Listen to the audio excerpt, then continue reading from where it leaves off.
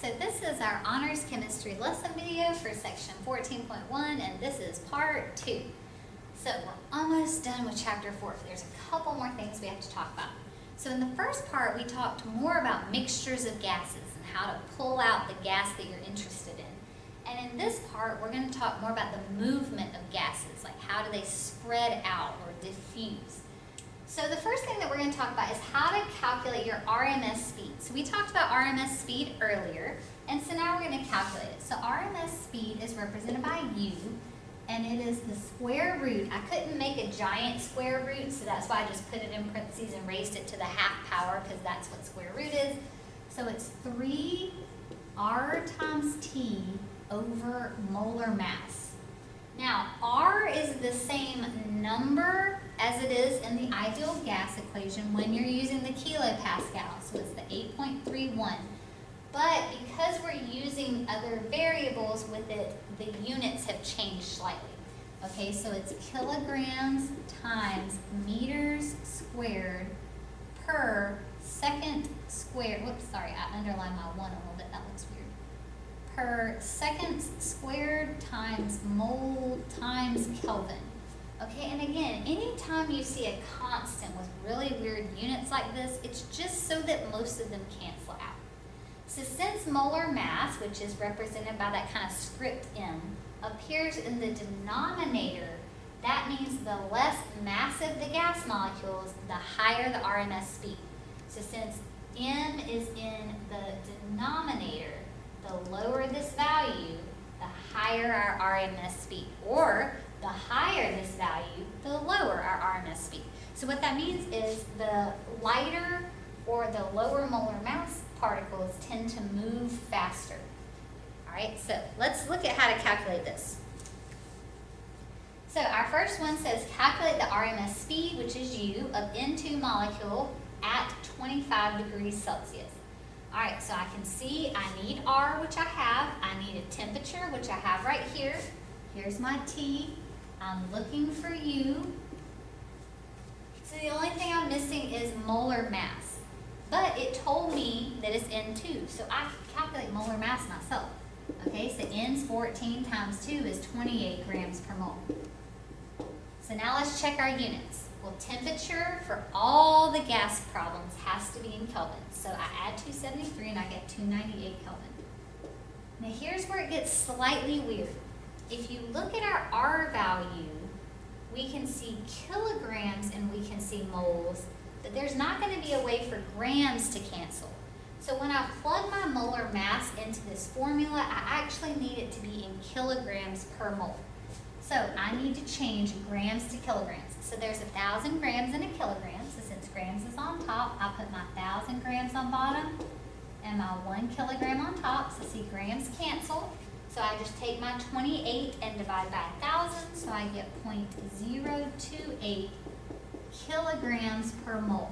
So see, that's the one little trick you got to know, is you got to change molar mass to kilograms per mole before you can plug in. Otherwise, your units won't cancel. All right, so I plug into my formula. So U, or my RMS speed, is 3RT over my molar mass. So I just plug in. So 3 times my R, which is 8.31, but remember we have different units now. It's kilograms times meters squared per second squared times mole times Kelvin. So super weird.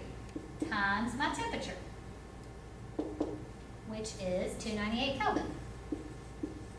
All right, obviously I need to stretch this out. And then divided by the molar mass in kilograms per mole. So 0.028 kilograms per mole. See, now let's see how our units work out. All right, so my kilogram is going to cancel, my mole is going to cancel, my Kelvin is going to cancel. So what I'm left with is meters squared per second squared. However, I'm going to square root my answer. When you square root, you also square root the units. So my unit is actually going to end up being meters per second, which is perfect because RMS is a speed, and speed is normally in meters per second. So I multiply the top, divide by the bottom, and then don't forget to square root it. That's the thing that people forget, is then you don't square root it. So when you do all that math, you should get about 515.1 meters per second. Okay, so like I said, the main things to remember is your molar mass actually needs to be in kilograms per mole. So you're going to have to change that. And then just once you plug in, don't forget to square root it. Okay, that's the most common thing that I see is people just forget to do the square root. Like you have it written on your paper, but then you just don't do it. All right, so maybe you try the next one. So pause it, try it, and I'll assume you've done that. So it says, what is Rms speed? So we're looking for U of helium atoms at 25 degrees Celsius. So there's my temperature. Okay, so remember, the only thing I'm missing right now is molar mass. So I can easily do the molar mass of helium because it's an element. So it's 4 grams per mole. However, remember, I need molar mass to be in kilograms per mole. So I know there's 1,000 grams in a kilogram. So golden rule says whatever's on top, which is grams, goes on bottom. So 1,000 grams is 1 kilogram. Ooh, sorry, my K kind of got crazy right there. So my grams cancel, so I do 4 divided by 1,000, so I get 0.004 kilograms per mole. So this is going to be my molar mass. Temperature, of course, needs to be in Kelvin, so I add 273 and I get 298 Kelvin. And so now I'm ready to plug into my formula. So U equals the square root of 3 RT divided by molar mass. So it's the square root of 3 times R, which is that 8.31, but remember we have different units. Kilograms times meters squared per second squared times moles times Kelvin. And then times our temperature, which is 298 Kelvin, over our molar mass, which we changed to kilograms per mole. It's 0.004 kilograms per mole. So my mole cancels, my Kelvin cancels, and let's see. Oh, sorry, my kilograms cancel. I was like, where does kilograms cancel? I just wasn't seeing the other one for some reason. So remember, my units that I'm left with are meters squared per second squared. However, we're going to square root. So my unit's going to end up being meters per second. So I multiply the top, divide the bottom, and then square root my answer. And so for that, hopefully you got 1,362.8 meters per second. So hopefully you got that one right. All right, so let's move on. I know, you're probably thinking like, oh my gosh, how much more can this be in this chapter? There's just a little bit more. But this chapter is so great, so you should just never want it to end. All right, so next let's talk about some vocabulary. So diffusion and effusion. So diffusion is the tendency of molecules to move towards areas of lower concentration until concentration is uniform throughout. That's why in class, if somebody sprays some stinky, cheap perfume, everybody around them smells it first, and then slowly other people across the room start smelling it because that perfume is diffusing throughout the room. So it was a high concentration of the person who sprayed it on themselves, and so it spread, unfortunately, to everyone else that had a low concentration of it. During effusion, gas escapes through a tiny hole in its container. So think about, like, for example, a tiny hole in a balloon, and gas is escaping. That's called effusion. Gases of lower molar mass diffuse and effuse faster than gases of higher molar mass. So the lower the mass, the faster it can move because it has that faster Rms speed that we just learned how to calculate.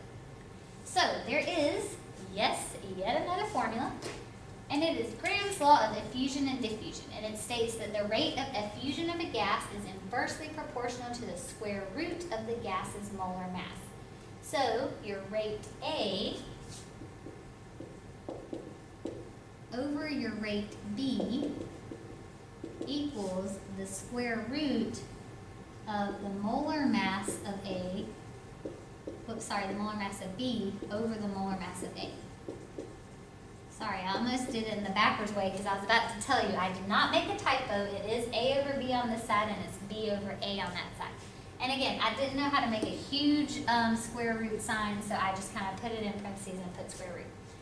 All right, so the easiest way to use this formula is always make B the more massive, the bigger or more massive gas. That makes using this formula make a little more sense. Now, you don't have to do it that way, but like I said, it just makes more sense to do it that way. So the diffusion of gases is much slower than molecular speeds because of molecular collisions. So the molecules may be moving incredibly fast, but it might take a while to move across a room because it's constantly bumping into other particles in the air.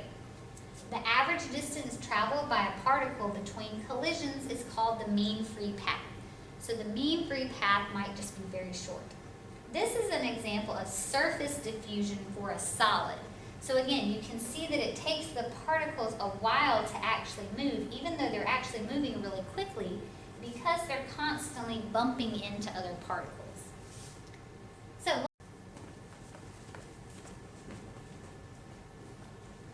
alright, so you may have noticed that I did a wardrobe change. That's because apparently when I was filming this video, the camera died in the middle of it. Didn't even know, so I kept doing the whole thing. So now I gotta redo the rest of it. Oh well, it happens. So, we ended with talking about, of course, our new formula, which is Graham's Law of Effusion, which also applies to diffusion. So now let's look at some problems that involve it, even though I looked at these yesterday by myself. So it says compare the rates of effusion of helium and nitrogen gas. Now whenever it says compare the rates, you're actually solving for this entire side. You're solving for the ratio of the rates. You don't have to solve for one specific part. But we have this A and B, and so I told you that B will always be the bigger or more massive gas. So the first thing I need to do is figure out my molar masses, because that's what I'm going to have to plug in. So helium is, of course, He. It has a molar mass of 4 grams per mole on the periodic table. And nitrogen gas is N, but you have to remember that nitrogen is a diatomic. So that's the most common thing that people miss on these types of problems, is forgetting your diatomics. So nitrogen's 14, but of course that times 2 is 28 grams per mole. So next, of course, I need to pick which one's going to be gas A and which one's going to be gas B. So B is the bigger one, so nitrogen is going to be gas B, and helium is going to be gas A. Now you don't have to do it that way, it's just when I show you this sentence that I like you to write at the end, it just makes a little more sense if you pick B as the more massive gas. So my formula says that rate A over rate B equals the square root of the molar mass of B over the molar mass of A. So then I just plug in. So my molar mass of B is 28 grams per mole, and my molar mass of A is 4 grams per mole. So my grams per mole cancel, so of course 28 divided by 4 is 7, and so then we square root 7, and you end up getting 2.65. Now the problem is this is not your final answer. By the way, there's no units. This is not your final answer, because notice I said compare the rates. I can't say, hey, compare the rates, and you say 2.65. You got to put it in sentence form. So there's a generic sentence that you're going to follow. And so the generic sentence is that gas A effuses number of times faster than gas B. Okay, so don't put this sentence. You're going to have to fill it in. All right, so gas A, we decided gas A is helium. So helium effuses the number that you calculated, so 2.65 times faster than gas B, which we decided was nitrogen. Okay, so that's what I want as your answer if I ask you to compare, is I need a sentence that compares. And so because my sentence always stays the same and we always discuss the one that's faster, that's why I tell you to pick gas B as the more massive gas, because it's going to move slower. It doesn't really make sense to say this gas effuses 0.3 times faster, because that 0.3 means you're moving slower. So that's why I tell you to pick gas B to be the more massive gas, just so that we can use that same generic sentence every time. All right, I'm going to attempt to leave my generic sentence up on the next slide. However, it might block the question, so we'll just kind of see where it lines up. And here I just rounded to 2.7, so no big deal. Oh, okay, of course, I wrote right on the question. That's fine, just remember our generic sentence. All right, so if you're feeling confident, go ahead and try this one. Otherwise, you can let me do this one, and then you can try the bottom one.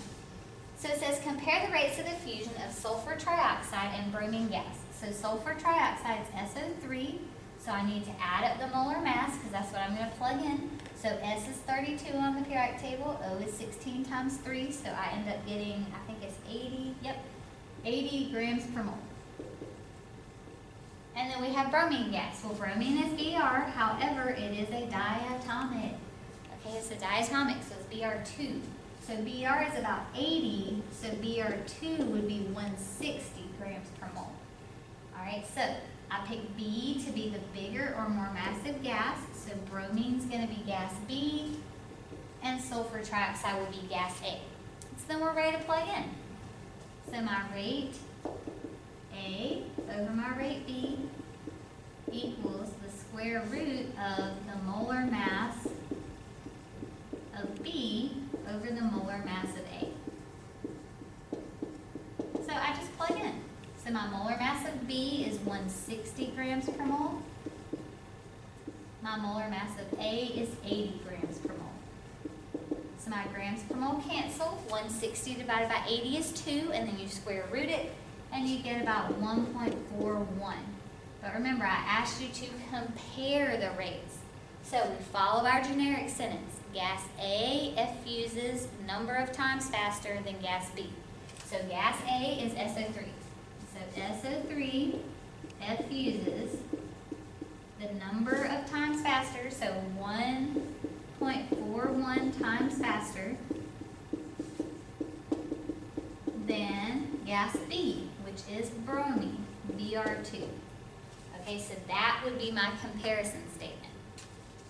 Alright, so definitely make sure you try the bottom one. Don't forget about diatomics. I'll assume you paused it and done it on your own, and now we'll look at it together. So it says compare the effusion rates of oxygen gas and carbon dioxide gas. So oxygen is O, however it is a diatomic, so hopefully you put O2. Oxygen 16, but I'm going to multiply it by 2 and get a molar mass of 32 grams per mole. And then carbon dioxide is CO2. So carbon's 12, oxygen 16 times 2, and so I get a total molar mass of 44 grams per mole. So since carbon dioxide is a more massive gas, I'm going to make that gas B, and oxygen will be gas A. So then I'm ready to plug into my formula. So the rate of A over the rate of B equals the square root of the molar mass of B over the molar mass of A. So then I just plug in. So my molar mass of B is 44 grams per mole. And my molar mass of A, is 32 grams per mole. So my grams per mole cancel. So you'll do 44 divided by 32, and then don't forget to square root it. Sometimes forgetting to square root it is an issue. So I end up getting 1.17. And so then I just need to fill in my generic statement. Gas A effuses number of times faster than gas B. So gas A is oxygen. So oxygen effuses this number of times faster, so 1.17. So in other words, barely any faster, but a little bit. Effuses 1.17 times, I forgot the word times. 1.17 times faster than gas B, which is CO2. Because remember, effusion rates are based on molar mass. The more massive gases are going to effuse slower. Alright, so that's what it looks like when I ask you to compare the rates. That's not always going to be the way a question's worded. So let's look at what would a different type of question look like.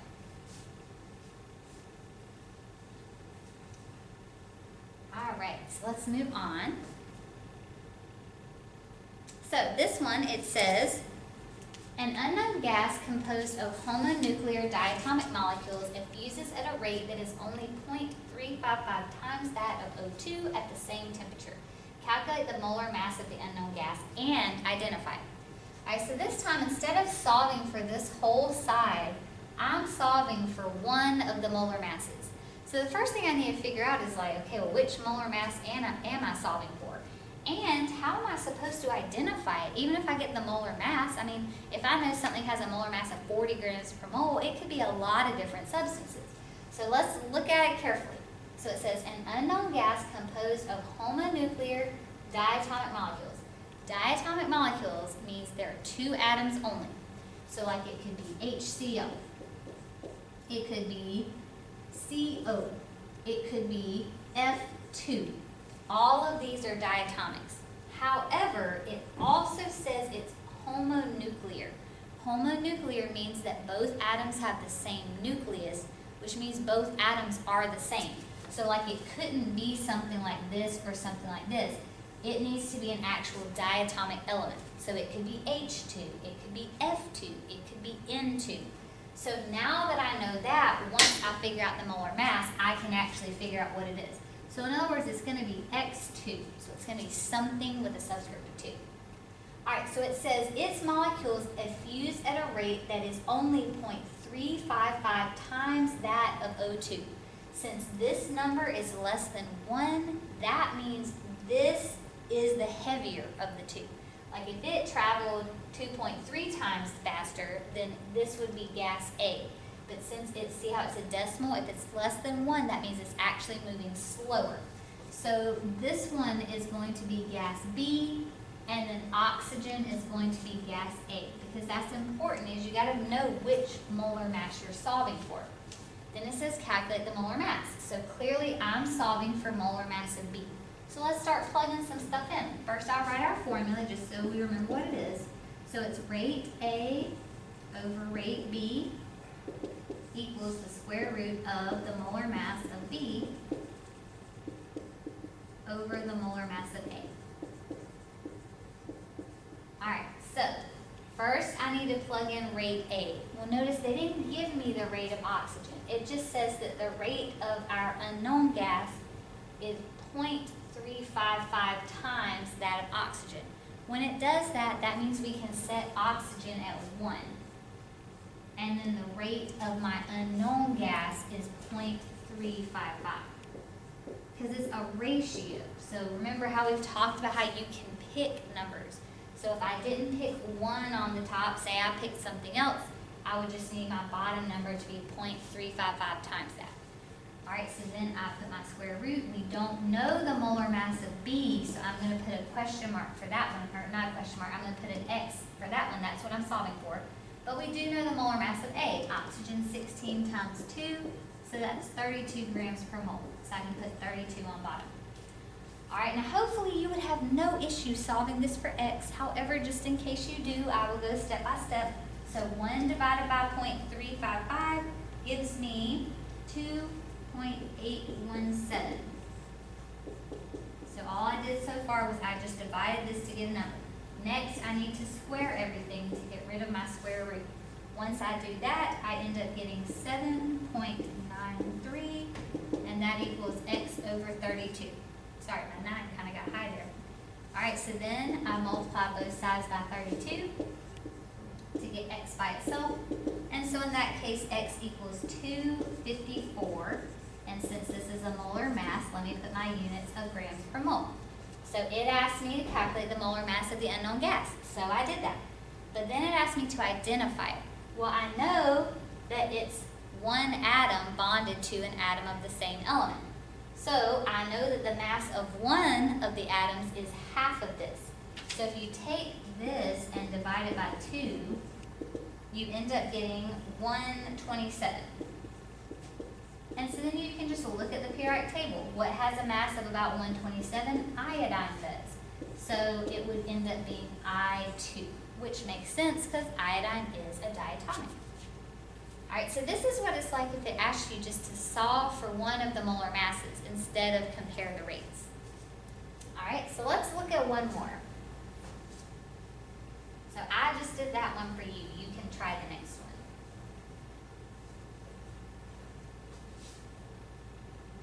Alright, so notice yours just says calculate the ratio of effusion rates. It doesn't say compare, so you can actually just get your number answer for this one. However, when I do it, I'm still going to put the sentence just to give you some practice.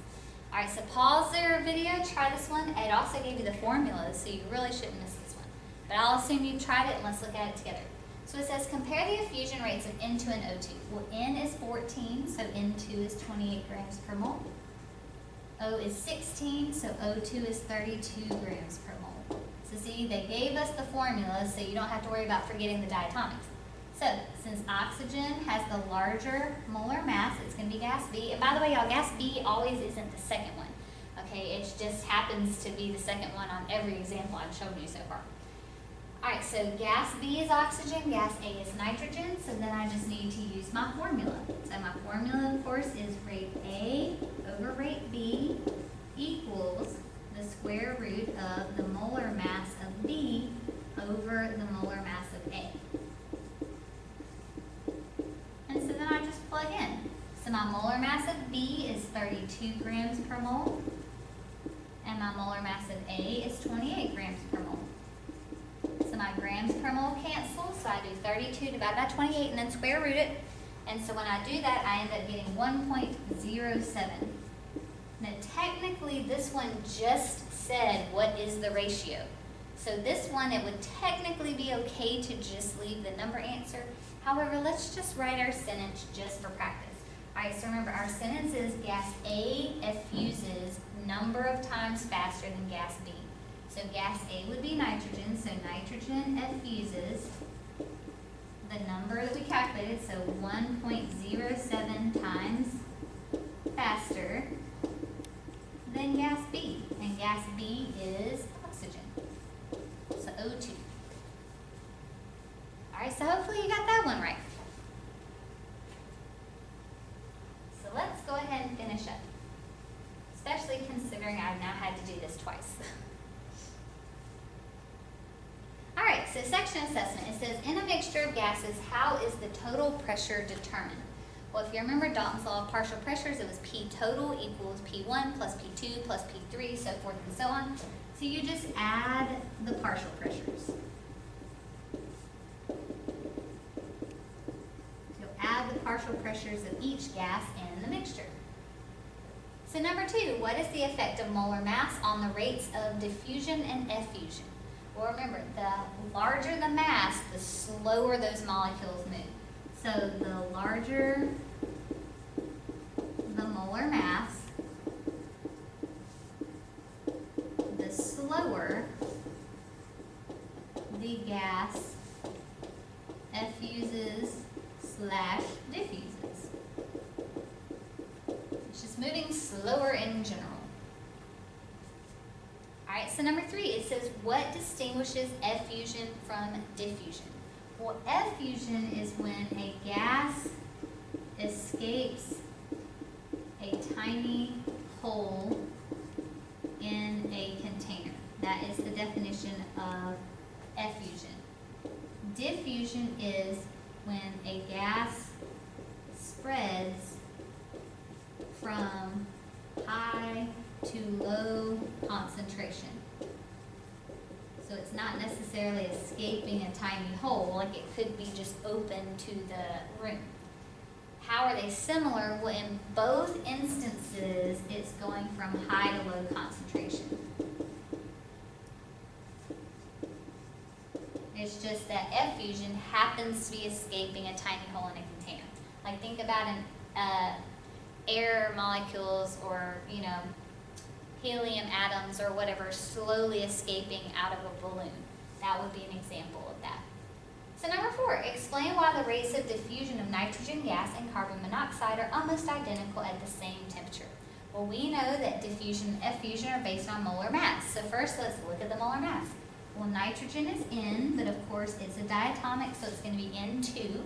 So nitrogen's 14 times 2 gives me 28 grams per mole. And carbon monoxide is CO, and so C is 12, O is 16, so that gives me 28 grams per mole. So they have the same molar mass. That's why they would move at the same rate. So they have the same molar mass.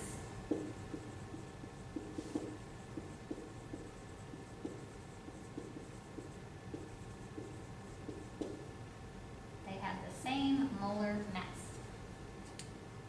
Alright, so let's move on to our sample integrative exercise, where we start just kind of pulling all different kinds of information from different chapters. All right. So it says cyanogen is a highly toxic gas, and it's composed of 46.2% carbon and 53.8% nitrogen by mass. At 25 degrees Celsius, so there's a temperature, and 751 torr, so there's a pressure, 1.05 grams of cyanogen occupies 0.5 liters. So then they gave me a mass and a volume. It says, what is the molecular formula of cyanogen? Well, first of all, to get to molecular formula, I know I need an empirical formula first, which it didn't give me. However, it gave me the percentages. So I remember all the way back from chapter 10, I can use my percentages to get to empirical formulas. So remember, there's 3 steps, sometimes 4.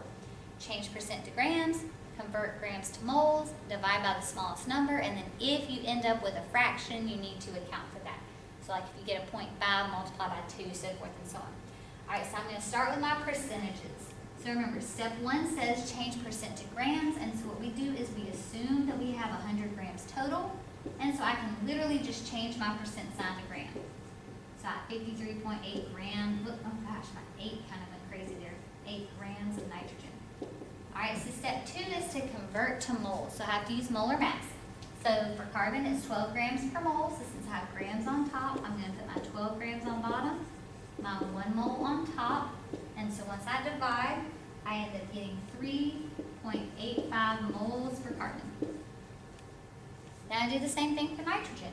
So nitrogen has a molar mass of 14 grams per mole, since grams is on top. I'm going to put my 14 grams on bottom and my 1 mole on top.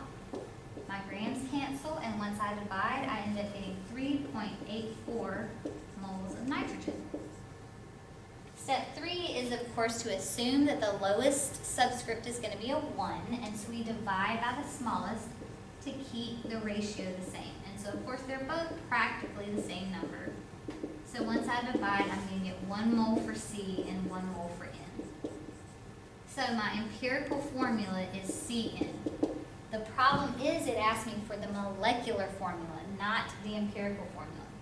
All right, I'm about to trade out markers real quick. This one's not going super great. All right, so I have my empirical formula. I need to get to my molecular formula. So how do I do that? Well, again, if you remember all the way back to chapter 10, we need to know the whole number multiplier. Like I need to know what to multiply those subscripts by to make it into the molecular formula. So to do that, I need to do the mass of the molecular formula divided by the mass of the empirical formula. Now see, I can add these up to get the molar mass of the empirical formula, but I'm missing the molar mass of the molecular formula.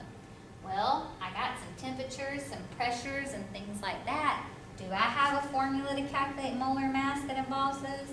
Yes, I do. It's this right here. Okay, so I have a pressure. I always have an R value. I have a temperature, but they didn't give me density. However, density is mass over volume, which they gave me a mass and they gave me a volume, so I can plug that in.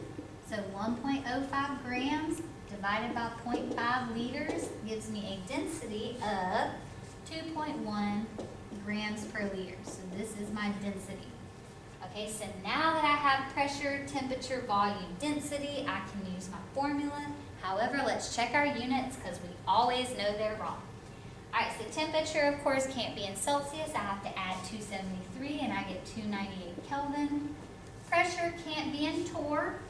I'm going to pick to change it to kilopascals, but remember you can change it to kilopascals or ATM. That just affects which R value you use. So I know there's 760 torr in 101.3 kPa. I put torr on bottom to follow the golden rule. So when I solved that, I got 100 kPa. So here's the pressure that I'm actually going to use. So then next I need to rearrange my formulas. I'm trying to solve for molar mass, not for density. So let's do that next.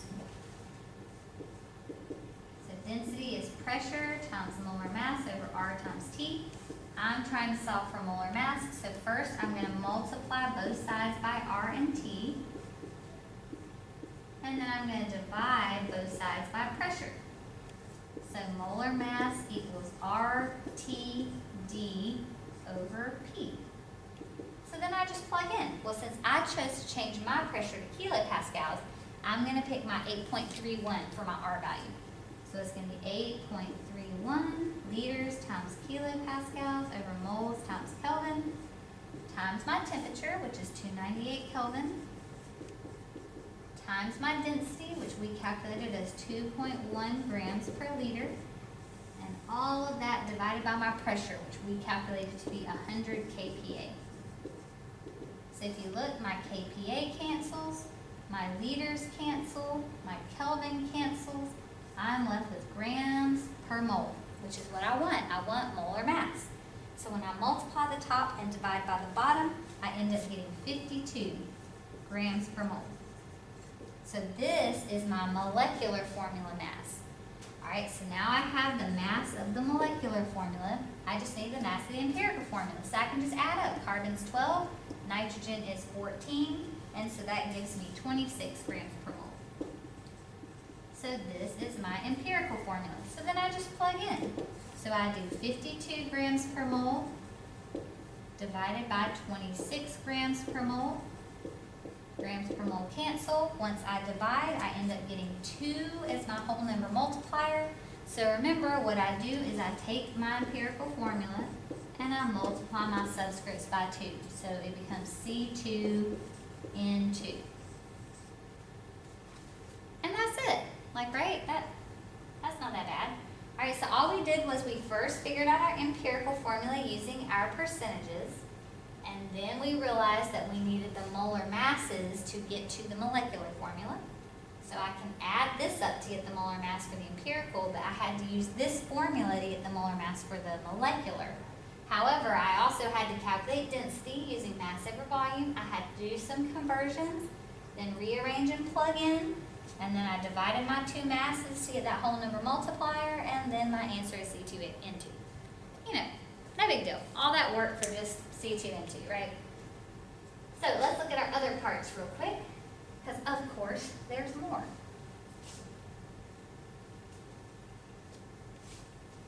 And so again, when you get to the harder problems like this, it's all about figuring out what do I need to get and how can I get there. All right, so part B, it says, predict the molecular structure. All right, so I have C2N2. So remember when we did Lewis dot structure all the way back in chapter 8, like if you had C2H2 or C2H4, we would bond our C's together and then split the other ones between the two. We're going to do the same thing. So let's add up our valence electrons first. So carbon's in group 14, so it has 4 valence electrons times 2. Nitrogen's in group 15, so it has 5 valence electrons times 2. So that's 10 plus 8, which is 18 valence electrons that I have to work with. So again, next step, I'm going to single bond everybody. So I'm going to bond the 2 carbons, and then because there's 2 nitrogens, they each get 1. They each get 1 nitrogen. All right, so now I got to make everybody stable. So N has 2 right now, so it needs 6 more to have an octet. C has 2, 4, so it needs 4 more to have an octet.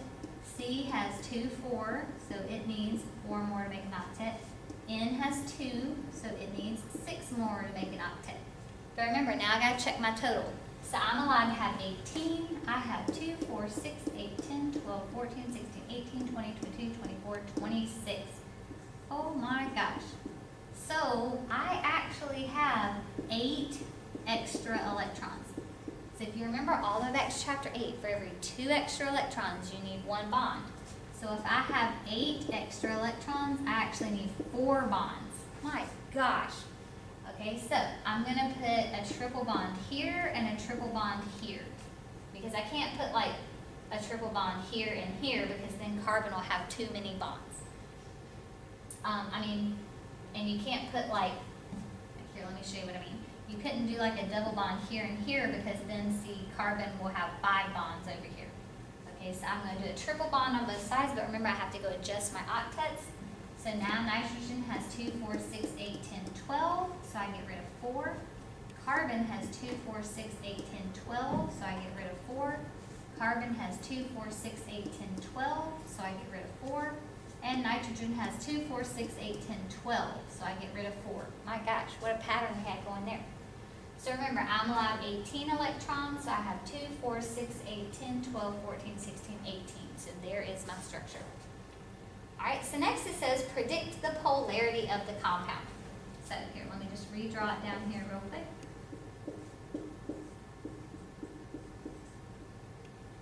All right, so when we're talking about polarity, of course, we're talking about like dipole. We need to look at our electronegativity chart. So C is 2.55 and N is 3.04. So they're decently close in electronegativity. However, they're technically not the same number. So my dipoles would point outward towards the nitrogen. Now, even though the bonds have a dipole moment, because they're in opposite directions, they cancel out. And so this molecule would be nonpolar. All right, so the main thing to remember about gas laws is sometimes the gas law is just a step to get other information that you may need for an extremely long problem. It just depends. Okay, but make sure that you have correct units. That is a common mistake in the gas laws chapter. That's actually the most common mistake I see, is trying to plug in incorrect units.